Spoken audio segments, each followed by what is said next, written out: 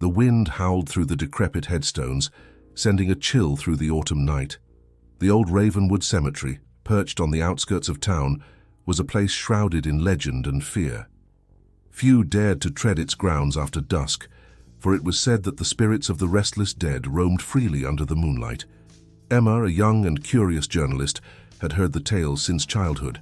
Now she saw an opportunity to dispel the myths, or perhaps confirm them. Armed with her camera and flashlight, she made her way to the cemetery, determined to uncover the truth. The iron gates creaked ominously as she pushed them open. The path beyond was overgrown, the gravestones leaning and cracked, like the teeth of some ancient slumbering beast. A dense fog curled around her feet, swallowing the light from her flashlight. Each step echoed in the eerie silence, and Emma could feel the weight of the centuries pressing down on her. She started with the oldest part of the cemetery, where the graves dated back to the 1700s.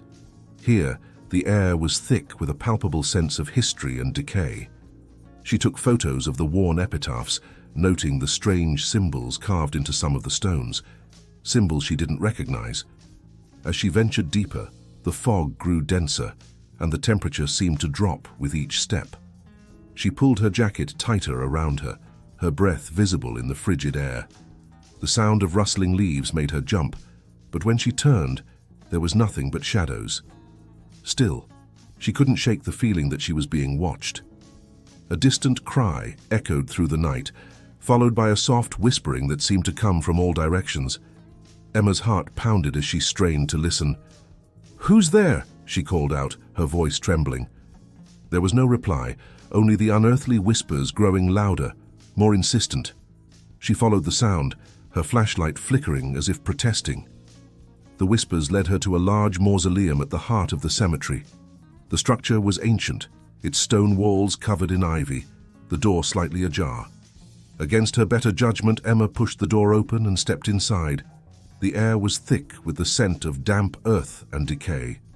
Her flashlight revealed a narrow staircase leading down into the darkness.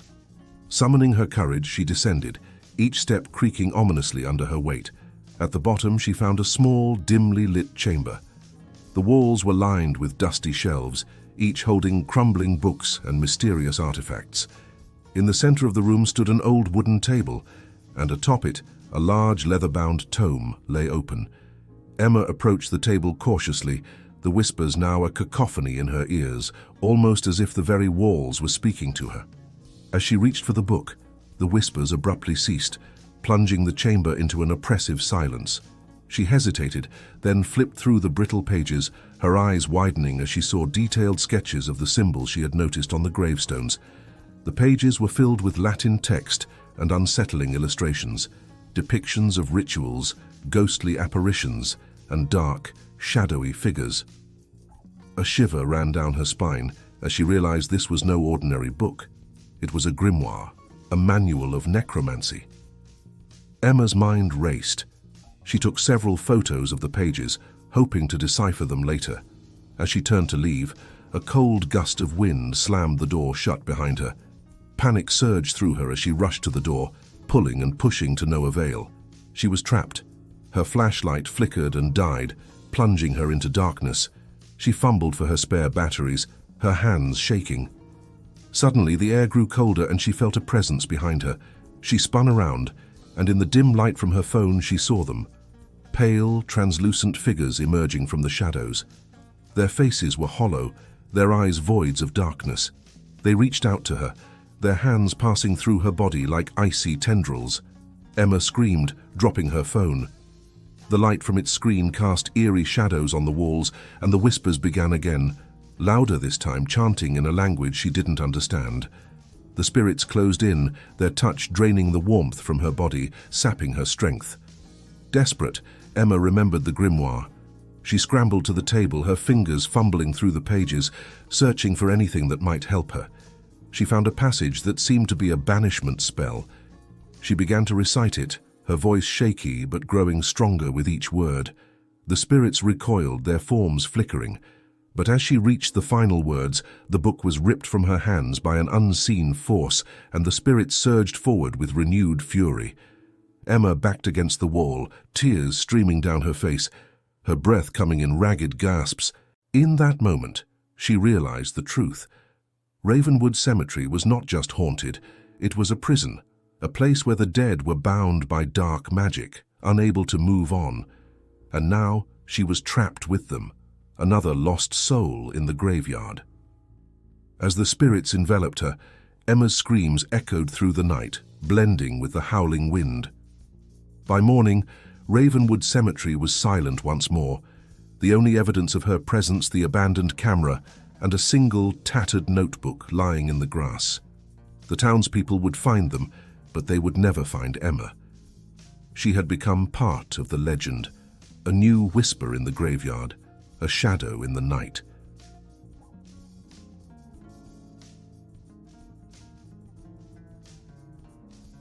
In the small forgotten town of Blackwood, nestled deep within the forest, there lay a cemetery with a dark past.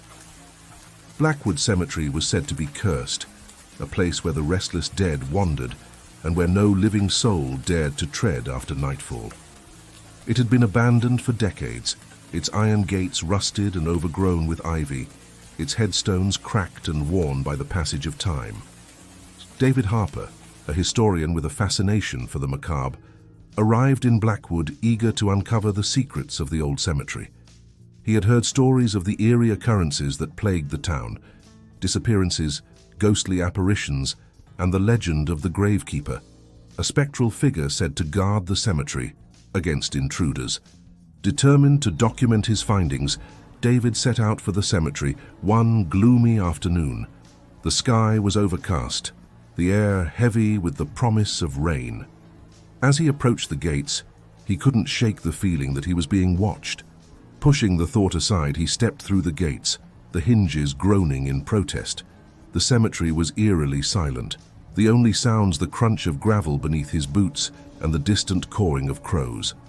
The headstones, many of them covered in moss and lichen, bore the names of those long forgotten.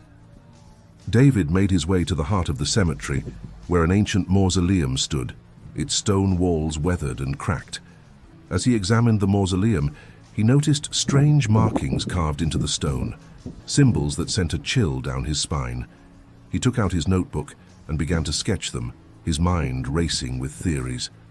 The symbols were unlike anything he had ever seen, and he suspected they were tied to the cemetery's dark history. Lost in his work, David didn't notice the sun setting. By the time he looked up, the cemetery was cloaked in darkness. He cursed himself for losing track of time and hurried to pack his things. As he turned to leave, he saw a faint light flickering among the graves. Curiosity got the better of him, and he followed the light. It led him to a solitary grave at the far end of the cemetery, where a single lantern hung from an old twisted tree. The lantern's flame cast eerie shadows, and David felt a shiver run down his spine as he approached. The grave was unmarked, the earth freshly disturbed. Suddenly, a cold wind whipped through the cemetery, extinguishing the lantern and plunging him into darkness. David's flashlight flickered, then died. He fumbled for his spare batteries, but his hands were trembling. A whispering began, soft at first, then growing louder, more insistent. It seemed to come from all around him, echoing through the cemetery. "Leave this place," the voices hissed. "You do not belong here." David's heart pounded as he turned in circles, trying to locate the source of the whispers. His eyes caught movement in the shadows, and he saw them. Ghostly figures emerging from the graves, their eyes glowing with an otherworldly light. They moved towards him, their faces twisted in anguish and rage. Panicking, David backed away, stumbling over roots and fallen branches. He tripped and fell, landing hard on the ground. As he scrambled to his feet, he felt a cold hand grasp his ankle. He looked down to see a skeletal hand protruding from the earth, clutching him with an iron grip. He kicked and struggled, finally breaking free, but the ghosts were closing in. Their whispers grew louder, a cacophony of despair and anger. He ran, his breath coming in ragged gasps, his heart pounding in his chest. The exit was in sight, but the ghosts were relentless. Just as he reached the gates, he felt a cold, bony hand wrap around his wrist. He turned to see the gravekeeper, a tall, shadowy figure with hollow eyes and a grim expression. "You should not have come here," it said, in a voice that was both a whisper and a growl. The dead do not take kindly to trespassers. With a surge of strength born of sheer terror, David wrenched free and bolted through the gates. He didn't stop running until he reached the safety of his car. He drove back to town, his hands shaking, his mind racing. He vowed never to return to Blackwood Cemetery. The next day, David reviewed his notes and photos. To his horror, the symbols he had sketched were gone, the pages blank. The photos were all distorted, showing only shadows and blurs. It was as if the cemetery had erased any evidence of his visit. Years later, David would still wake in the middle of the night, haunted by the memory of that night in Blackwood Cemetery. The whispers would echo in his mind, a constant reminder of the secrets best left undisturbed and the gravekeeper's warning that the dead do not forgive.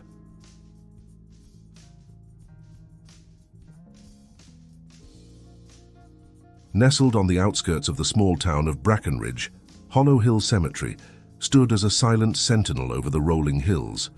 Overgrown and forgotten by time, it was a place avoided by the townsfolk, who whispered of a curse that haunted its grounds. Many who had dared to enter after dusk were never seen again, their fates sealed by the malevolent spirits that lingered among the tombstones. One such unfortunate soul was Michael Turner, a young paranormal investigator determined to make a name for himself. Hollow Hill's dark reputation intrigued him, and he saw it as the perfect opportunity to uncover the truth and prove his skills. Armed with his camera, audio recorder, and a collection of historical texts, Michael set out for the cemetery one late autumn afternoon, oblivious to the danger that awaited him. The entrance to Hollow Hill was marked by a pair of wrought iron gates, rusted and hanging askew. Michael hesitated for a moment, the eerie silence pressing in on him before pushing the gates open with a creak. The path beyond was choked with weeds and brambles, the headstones barely visible beneath the encroaching foliage.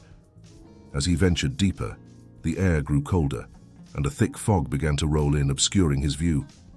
Michael could feel the weight of the past pressing down on him, each step heavy with the echoes of those who had been laid to rest here. He paused to examine a weathered gravestone, its inscription barely legible. Eleanor Gray, 1845-1882. Rest in peace. He took a few photos, noting the intricate carvings and the strange symbols that adorned some of the older graves. The fog thickened, and the sun dipped below the horizon, casting long shadows across the cemetery. Michael's breath came in visible puffs as the temperature continued to drop. He reached the heart of the cemetery just as night fell, where an ancient crumbling chapel stood. Its stained glass windows were shattered, and the wooden door hung on its hinges, creaking with every gust of wind. Michael felt an inexplicable pull towards the chapel, as if something within was calling to him. Pushing the door open, he stepped inside. The interior was dimly lit by the moonlight filtering through the broken windows. Pews lay in disarray, and the altar was covered in a thick layer of dust. As he moved towards the front of the chapel, he noticed a trapdoor partially hidden beneath a tattered rug. Curiosity getting the better of him, Michael knelt down and pried the trapdoor open. A set of stone steps descended into darkness. He flicked on his flashlight and began to make his way down, the air growing colder with each step.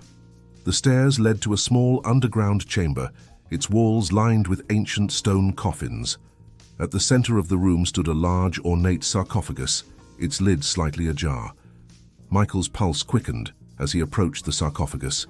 He placed his hands on the lid, straining to push it open further. A sudden gust of frigid air blew through the chamber, extinguishing his flashlight. Panic surged through him as he fumbled for his spare batteries, but the darkness was absolute, pressing in on him from all sides. In the pitch black, he heard it, a low, guttural whisper, like the rasp of a dead man's breath. "Leave this place," it hissed. "You do not belong here." Michael's heart pounded in his chest as he spun around, trying to locate the source of the voice. The darkness seemed to come alive, shadows twisting and writhing at the edge of his vision. Desperate, he finally managed to get his flashlight working again. The beam of light pierced the darkness, illuminating the chamber once more. But now, standing between him and the stairs was a figure, tall and gaunt, with hollow eyes that glowed with an unnatural light. It was dressed in tattered robes, its skeletal hands reaching out towards him. Michael staggered back, his mind racing with terror. The figure moved closer, its whispering growing louder, more insistent. "You have disturbed the eternal rest," it intoned. "You must pay the price." With a surge of adrenaline, Michael bolted towards the stairs, but the figure blocked his path. Cold skeletal hands wrapped around his wrists, and he felt his strength draining away, his vision blurring. Desperate, he swung his flashlight at the figure, the beam of light slicing through the shadows. For a moment the figure recoiled, and Michael seized the opportunity to break free. He sprinted up the stairs, the whispers echoing in his ears, growing louder and more frenzied. He burst out of the chapel and into the night, the fog swirling around him like a living thing. He didn't stop running until he reached the gates, gasping for breath. As he turned back to look at the cemetery, he saw them. Dozens of ghostly figures emerging from the fog, their hollow eyes fixed on him. The whispers filled the air, a cacophony of anger and sorrow. Michael fled to his car and sped back to town, his heart pounding. When he reviewed his footage later, he found that every image, every recording was distorted, filled with static and shadow. It was as if the cemetery had erased any evidence of his visit. In the days that followed, Michael tried to put the experience behind him, but the whispers haunted his dreams, and the feeling of those cold, skeletal hands lingered on his skin. He knew he would never be free of the curse of Hollow Hill Cemetery. The dead had marked him, and their restless spirits would never let him forget.